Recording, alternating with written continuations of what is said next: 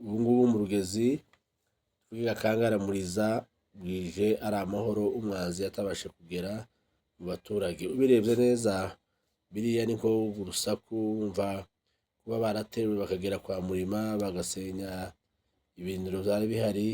Bariya ni ukugerageza ni ukuza kugira ngo bagaragare ko bagihari, ariko urebye nka mbere n'uyu munsi aho bigeze tubagira inama kuko nta ntambara bagishoboye, ndetse bahishuka bakaba mu gihuru bagasanga abandi.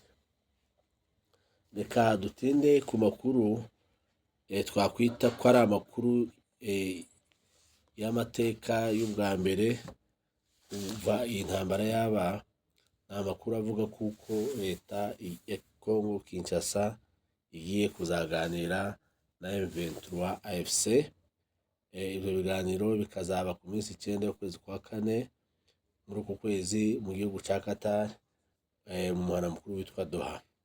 Aho ngaho harateganya ibiganiro ko bizakorwa.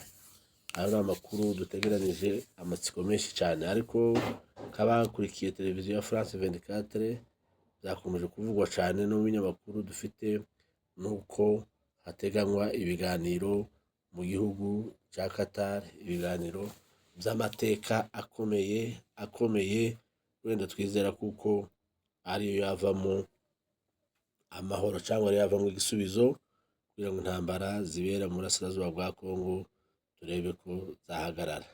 Tubibutse ko atari n'ubwa mbere ku minsi 18 ya kuno kwezi kwa gatatu nanone Doha habaye guhura muri kiriya gihugu, ariko ntabwo byagize cyane ngo tuvuge ngo ibyafashwe cyangwa imyanzuro yavuyemo n'iyi, ariko ibyo biganiro byarabaye.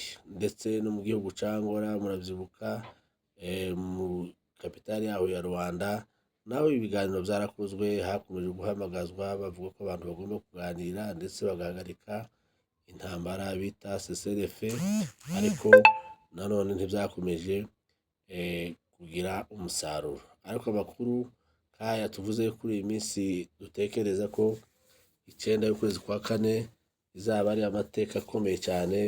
Wenda turizera kuko kubona ngo AFC iricaye mu biganiro na guverinoma ya Congo, ubwo izaba ari intambwe ikomeye cyane ishobora kuzazana icyizere gikomeye kugira ngo amahoro abashe kugaragara cyangwa abashe kuboneka muri kiriya gihugu.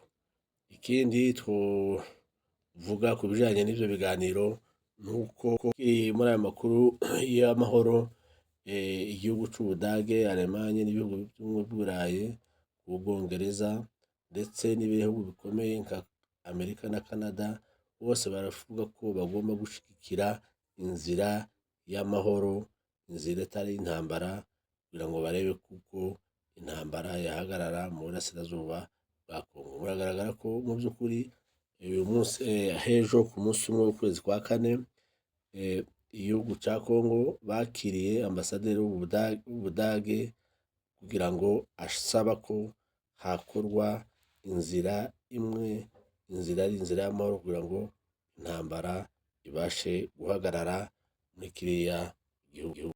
Tukiri kuri ambasaderi wo mu Budage cyangwa Bwana Therese Kayikwamba Wange, yagiye mu gihugu cya Afurika y'Epfo, aja muri Tanzania ndetse agera no mu gihugu cy'u Burundi.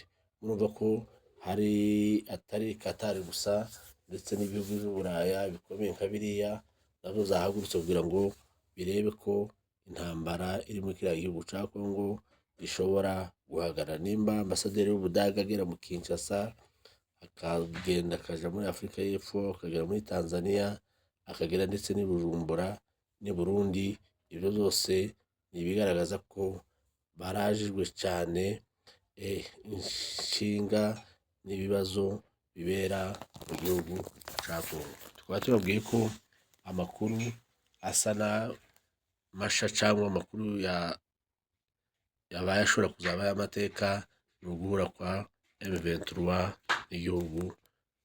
n'igihugu cya Congo kiyobowe na Perezida Felix Tshisekedi, ko bashobora guhura mu biganiro bakagira icyo bavuga kugira ngo barebe ko amahoro yagaragara muri kiriya gihugu ca Kongo. Tukaba tubashimira cane, nakagaruka.